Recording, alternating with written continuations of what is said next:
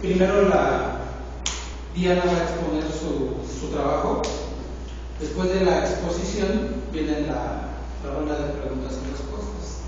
Los señores les van a hacer las preguntas que consideren pertinentes para la evaluación del alumno.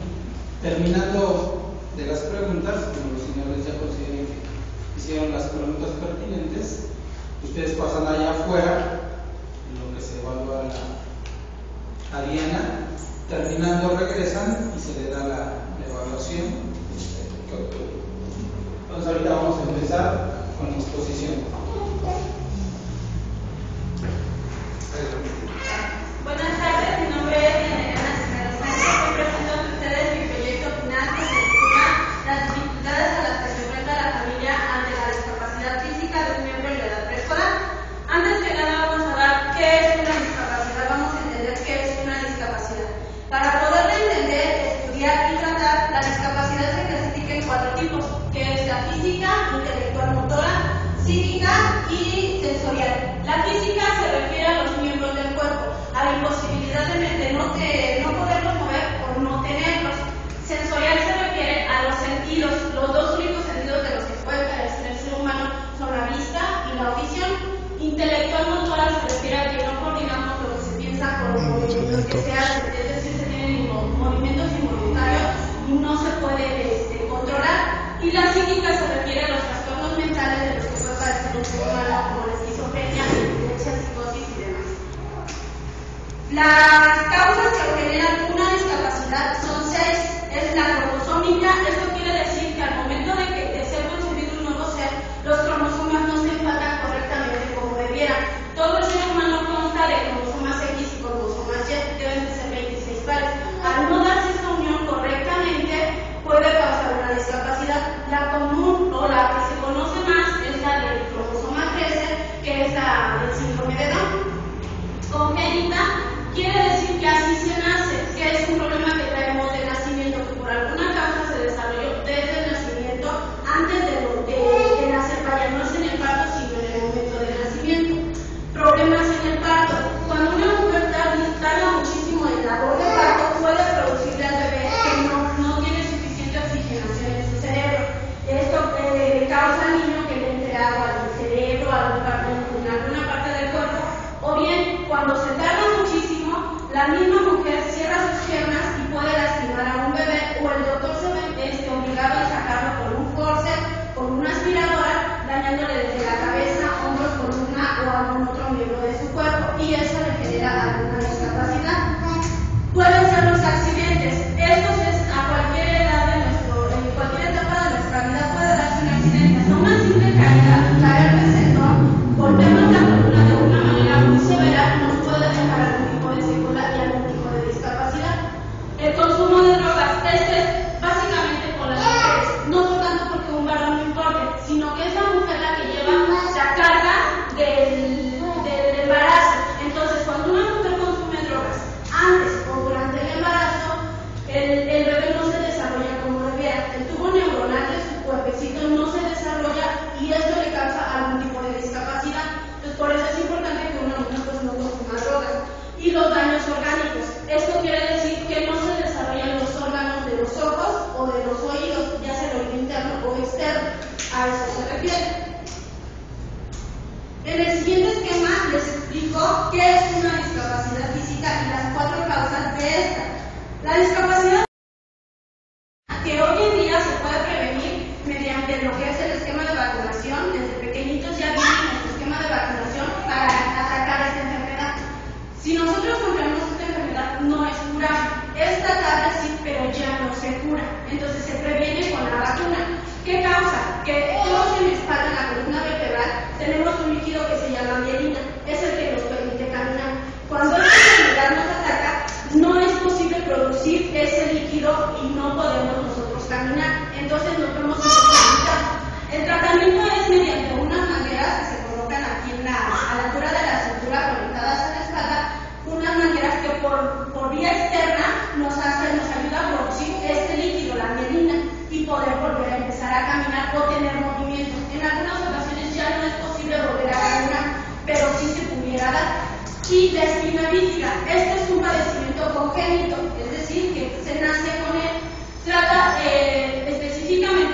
cuando el feto se está desarrollando, su columna vertebral no se cierra como debiera. Entre las vértebras hay una abertura, se sale un líquido y con una colita como tal en la espalda. Dependiendo del estado que se encuentre esta abertura, es el daño que se ve reflejado en el paciente. Entre más arriba se encuentra, más cercano se encuentra de la cabeza, más grave es el daño y su tratamiento por lo siguiente es más difícil para tratarlo. A estos pacientes se les diagnostica con cuadraplegia, es decir, no pueden mover ningún miembro de su cuerpo, solamente la cabeza. Entre más abajo se encuentra esta malformación, es mejor porque se puede tratar, se puede operar, se quita y el paciente tiene una vida totalmente normal. ¿Cómo se previene una discapacidad? Obviamente, pues no es muy certero el decir, pues a mí nunca me va a dar, nunca voy a estar discapacitado. No es cierto, pero sí hay 3 formas de poder prevenir una discapacidad. Esto es, primero, mediante una consulta genética, una toma de sangre que se hace a las parejas antes de concebir. ¿Por qué es antes? Porque cuando se saca esta toma de sangre a las parejas, se combinan y se mezclan para ver si son compatibles las sangres, si cromosómicamente no pueden tener algún problema. Todos esos estudios se hacen antes de que esta pareja llegue a concebir, con la finalidad de poder saber si el nuevo ser que ellos piensan procrear va a tener algún tipo de problema. En caso de ser así, se les avisa a la pareja para que tengan esa precaución de que no va a ser posible una concepción sana. La siguiente es mediante el tratamiento oportuno durante todo el embarazo de la mujer. ¿Cómo es esto? Cada mes una mujer cuando está embarazada tiene que ir a sus consultas médicas. En estas consultas médicas el ginecólogo le dice cómo debe de cuidarse, qué vitaminas, qué tratamiento seguir, en caso de seguirlo, se le hacen ecografías, se le hacen ultrasonidos, en donde se puede diagnosticar si el bebé viene mal, si tiene algún tipo de problema y se puede en algún momento dado corregir mediante algún antibiótico, algún medicamento y evitar que este bebé sea prematuro o tenga algún problema durante el parto y así poder lograr evitar una discapacidad de este bebé. Y la última es una detección precoz de la metabolapotías. ¿Esto qué es? Es un estudio que se le hace a la mujer embarazada antes de las 12 semanas de gestación. Se toma una muestra del líquido amniótico de la mujer, se examina y mediante este estudio también es posible saber si este nuevo ser tiene algún tipo de problema. Se les hace antes de las 12 semanas porque es el tiempo permitido para que una mujer pueda decidir interrumpir su embarazo. En caso de que le digan, ¿sabes qué? Que tu bebé viene mal, la mujer tiene la decisión de decir, ¿sabes qué? Quiero interrumpir mi embarazo o continúo con él y de esta manera justamente previene una discapacidad al no nacer este nuevo ser. Las terapias o las alternativas de rehabilitación para los pacientes con discapacidad son 5. La primera es la fisioterapia. Nos habla de ejercicios físicos a ras de piso, siempre a ras de piso. Como tal como cualquier otra persona para un gimnasio, hacemos ejercicio para ganar fuerza en nuestro músculo. En la fisioterapia se busca lo mismo. Son ejercicios físicos que hace un niño a ras de piso. ¿Por qué? Porque si se les cuida de imagen en una mesa, en una colchoneta, en una tarima más alta, los niños no controlan sus movimientos, son movimientos involuntarios. Entonces, en cualquier momento puede haber un accidente y el niño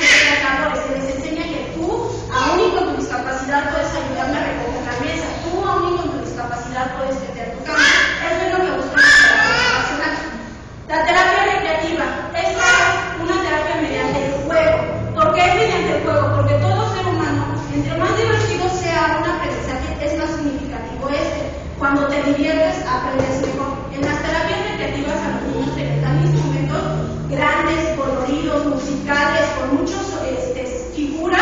¿Por qué? Porque ellos así se divierten. A la vez de que están haciendo sus terapias, se están divirtiendo. Por lo tanto, les agrada ir a su terapia, les gusta estar en su terapia y también al mismo tiempo están evolucionando para poco a poco ir progresando dependiendo de su tipo de discapacidad.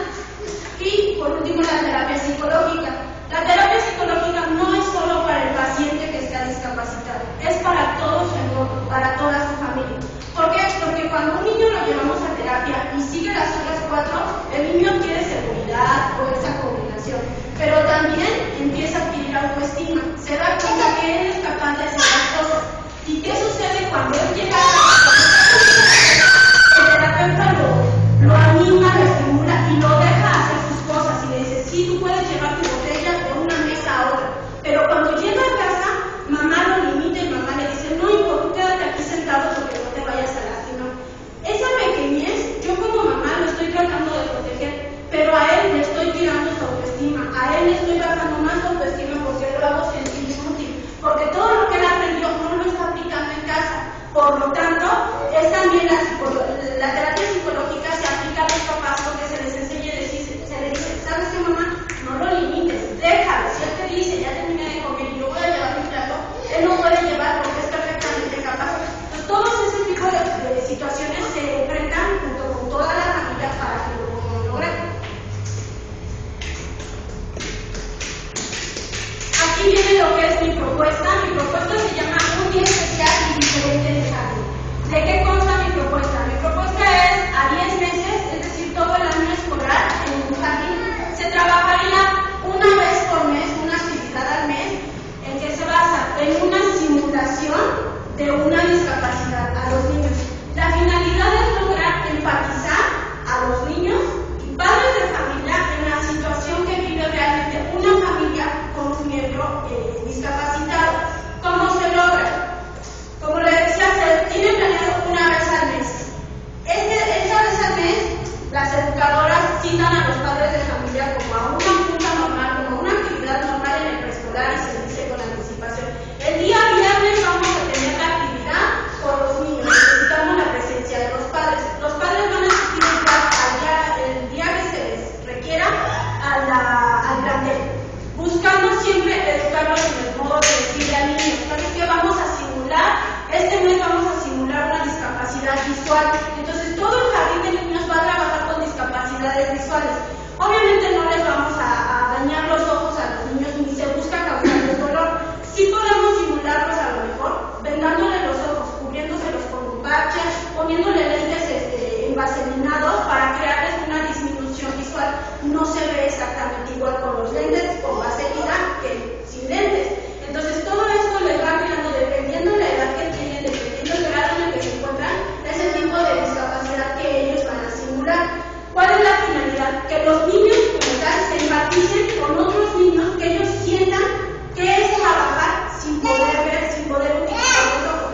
¿Cómo lo haría un niño estar por todo el salón, tener que trabajar, escribir una carta y demás, sin poder ver? Y de esta manera los niños como tal lo sienten. Los padres obviamente no lo van a hacer igual, a los padres no les vamos a vendar los ojos. Se trata de empatizar niños con niños, papás con papás, que el papá se dé cuenta cómo es trabajar con un niño discapacitado, en este caso, sin ciego. ¿Cómo le hago yo como mamá para ayudar a mi hijo? Porque todos estamos acostumbrados, llegamos al jardín de niños, dejamos a nuestro hijo a la hora de la entrada y ya se mete a la escuela y a la 1 o 2 de la tarde voy por él y lo recojo, pero ya no me enteré más allá, ya no tuve que estar ahí porque yo sé que mi hijo puede correr, puede andar por todos lados. En cambio, una mamá discapacitada no, con un niño discapacitado no, porque cuando ella deja a su niño, ella se queda y si lo tiran, y si le hacen, y si lo escriben, ella muchas veces entra al jardín con su hijo para ayudarlo, para protegerlo. ¿Cómo lo harían las otras mamás? Sí, tirarles la autoestima a sus hijos. Entonces, está diseñado para que sea un proyecto a 10 meses. Van a ser 10 diferentes actividades. Obviamente a los niños no les vamos a poder simular una discapacidad intelectual, porque no podemos decirle a un niño, haz como que no sabes. No lo podemos hacer. Podemos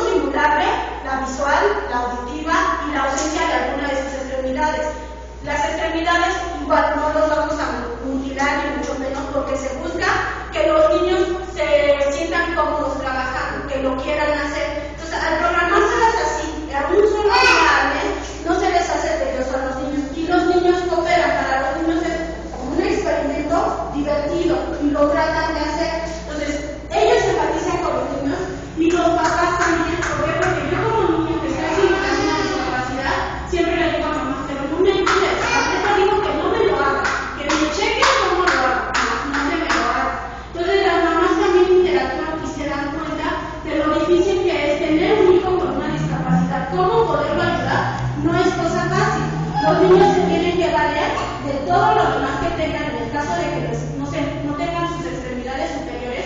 ¿Cómo harían para escribir?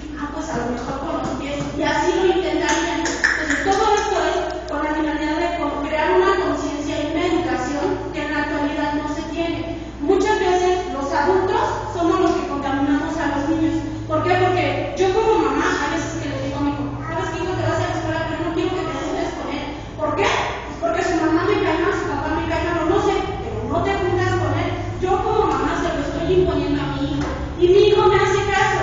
¿Qué pasa si es al revés? Si mi hijo me trata de educar, si mi hijo me dice, oye mamá, es que ¿qué crees? Te estás equivocando, porque yo trabajé con mi compañerito y él no tiene manos, pero miras qué bonito dibujo hizo con sus pies, a ver, tú inténtalo. A lo mejor yo como mamá en el momento no se lo reconozco a mi hijo, pero después yo solita lo pienso y me da la curiosidad. A ver, voy a intentar hacer un dibujo con los pies. No me va a salir. Entonces realmente nos damos cuenta que todo el problema viene porque no estamos educados. Si a los niños pequeñitos los logramos educar desde que están en el preescolar, que es como cuando son esponjitas que absorben todo, así como es la edad perfecta para que empiecen a leer, a escribir, a sumar, a restar, a conocer colores y formas y todo, también es el momento indicado para enseñarles valores. ¿Qué valores? La igualdad y el respeto por sus compañeros, que interactúen con ellos, no porque estén jugando juntos los van a lastimar, ni mucho menos los van a contagiar, porque la discapacidad es una enfermedad contagiosa. Entonces, mientras ellos están jugando, van aprendiendo juntos, se van reconociendo como personas y vamos erradicando el problema que tenemos de la discriminación hacia las personas discapacitadas. Los integramos realmente a la sociedad y todos nos damos cuenta de esa forma que damos la conciencia de qué difícil es para mí como mamá tener a mi hijo discapacitado. Qué difícil es para este niño discapacitado tener que crecer en un ambiente en el que no está hecho para los discapacitados. ¿Por qué? Porque la discriminación es su principal factor que los tiene aislados. Es la discriminación. No son limitantes, porque ellos pueden trasladarse, a lo mejor no caminan de 2 pies, pero sí se trasladan. A lo mejor no escriben con las manos, pero sí lo hacen. No tocan un instrumento con las manos, pero sí con los pies. Hacen millones de cosas que los demás no podemos hacer de la misma manera que ellos, pero no porque son diferentes, quiera decir que no pueden estar con nosotros interactuando con todo lo demás. Entonces, para concluir, yo les puedo decir que todo trabajo en equipo, entre educadoras, padres de familia y niños, podemos lograr que se termine la discriminación hacia las personas discapacitadas. Entonces, si educamos bien a un niño desde muy pequeñito, él va a crecer siendo un adulto que tiene esos valores, así como cuando en casa nos enseñan a decir por favor y gracias, cuando somos pequeñitos, cuando somos adultos, tendemos a hacer lo mismo. Llega alguien, nos pide algo, nos dice por favor, nos dice gracias, son valores que se inculcaron desde el preescolar. Entonces, si lo logramos hacer, logramos trabajar todo esto en equipo, vamos a terminar con la discriminación que hoy en día sufren las personas con discapacidad. Por su atención, muchas gracias.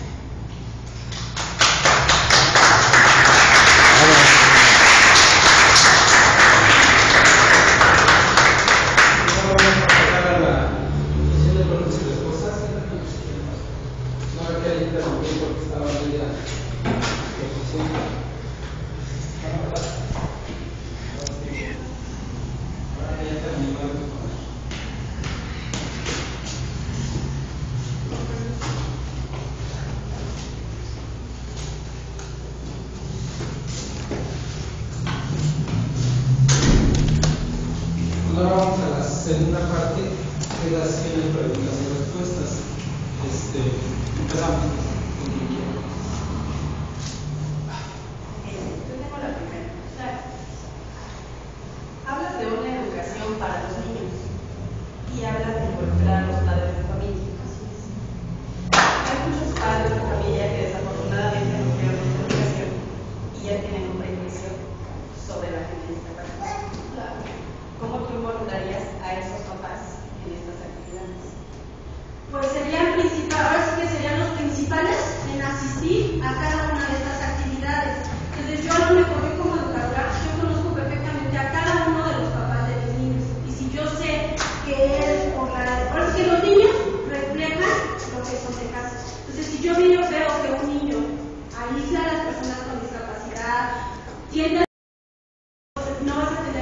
controlar. ¿Por qué? Porque para él va a ser más complicado, para su mamá va a ser más complicado. Pues para que ella de esa manera lo sienta aún más pesado el hecho de decir, es que sí es más difícil, porque con ella tengo que crear más conciencia que con una otra mamá. Entonces, por eso con él, digámoslo así, que es su discapacidad más difícil de estimular, para que la mamá de la misma manera entienda que no es cosa fácil, que no es sencillo. Porque si yo nada más le tapo un ojo, pues mi hijo sigue viendo con el otro, no le afecta otra cosa.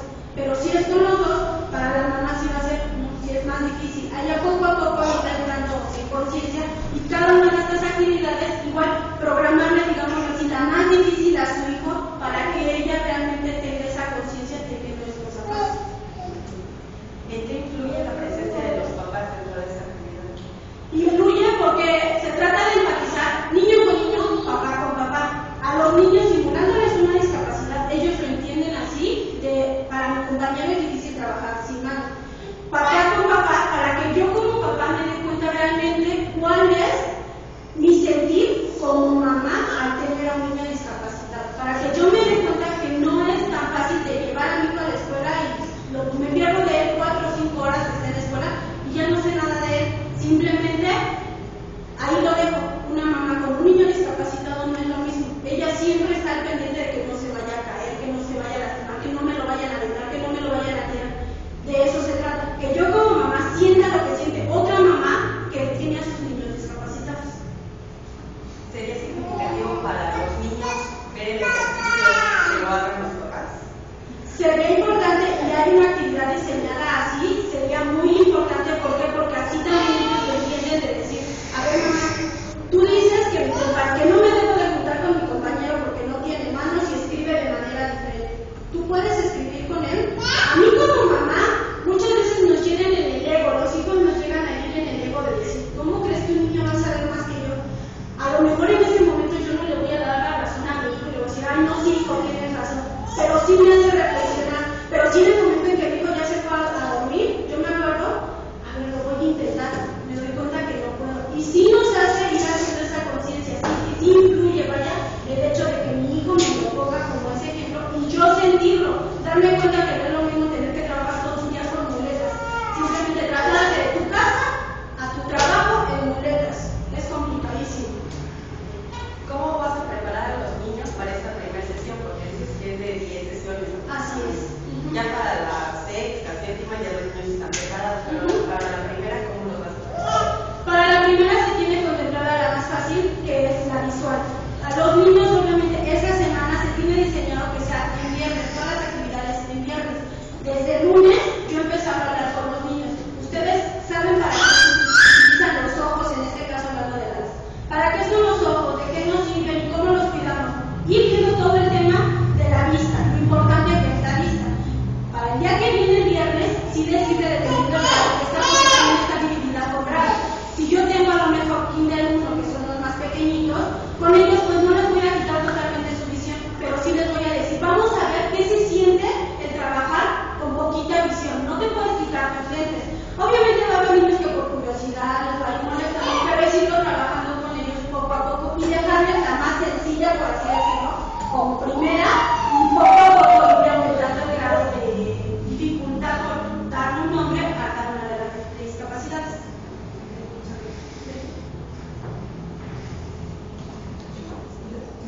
A mí me gustaría que me dieras un ejemplo de la activación física en cuestión de un niño con poliomielitis. Porque estás de acuerdo que no puedes limitar a los niños sanos en cuestión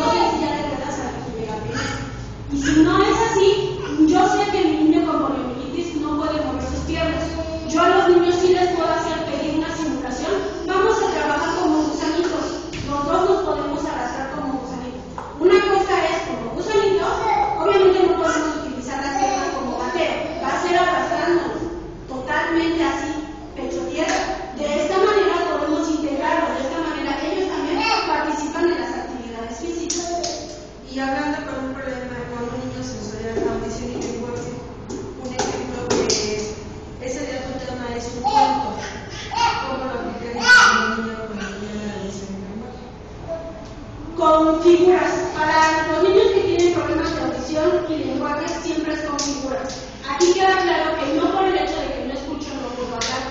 A los niños que no escuchan se les enseña a hablar. ¿Cómo? Ellos tienen muy desarrollados todos sus demás sentidos ya que carecen de la audición. Entonces ellos su sentido, ahora sí que la piel para ellos es importantísimo. A un niño se le enseña a hablar, aún sin escuchar, se le ponen sus dedos aquí en la garganta y todos cuando hablamos, en las cuerdas vocales, producimos un movimiento. Ellos lo tratan de imitar, así hablan, con imitación, pero siempre agarran las señas así como otra persona hace. Lo que están sintiendo lo tratan de ellos de sentir en su cuerpo y de esa manera logran hablar. Entonces, de esa manera sí se pueden expresar porque logran hablar. Si yo les voy a contar un cuento, siempre va a ser con imágenes, con muchos colores. Se los voy explicando y mediante señas. Los niños van entendiendo mediante señas. Si yo como educadora a todos los demás niños les estoy cantando, a él se la tengo que actuar la canción, no nada más cantársela, también se la tengo que actuar para que él se integre, para que él se divierte, para que él encuentre interesante la actividad. De las actividades que nos mencionaste en tu propuesta, ¿qué otra actividad le agregarías y por qué? Yo pienso que le agregaría un día en que las profesoras también interactúen con los niños con una discapacidad. El día que sean los papás y las educadoras las que trabajen con una discapacidad y dejarnos guiar por el niño. Porque muchas veces nosotros pensamos que por ser adultos tenemos la razón, que nosotros somos los que estamos bien y los niños son niños y apenas están aprendiendo cómo van a saber más de ellos. Entonces sería bueno el experimento, por así decirlo, de dejar que mi hijo me conduzca, de dejar que mi hijo me quiere, de dejar que mi hijo me apoye.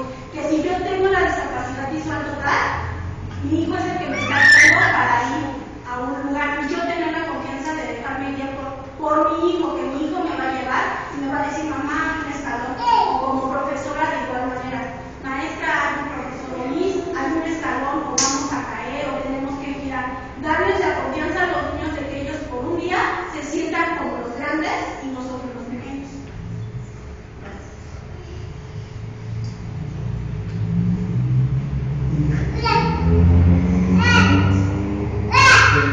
Bueno, yo creo que ya sería suficiente. Ahora vamos a proceder a lo que son la evaluación de Diana. Si nos esperan un ratito, por favor, en la parte de aquí afuera, y se hace la evaluación. Y ahorita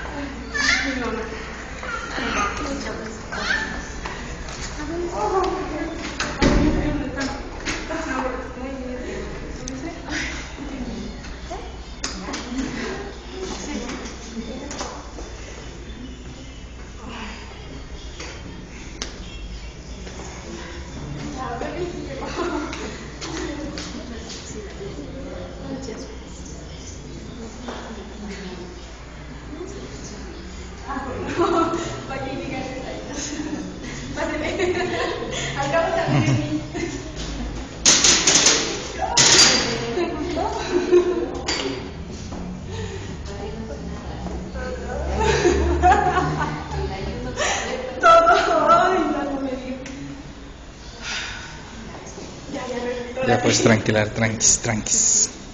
Ya si quieren lo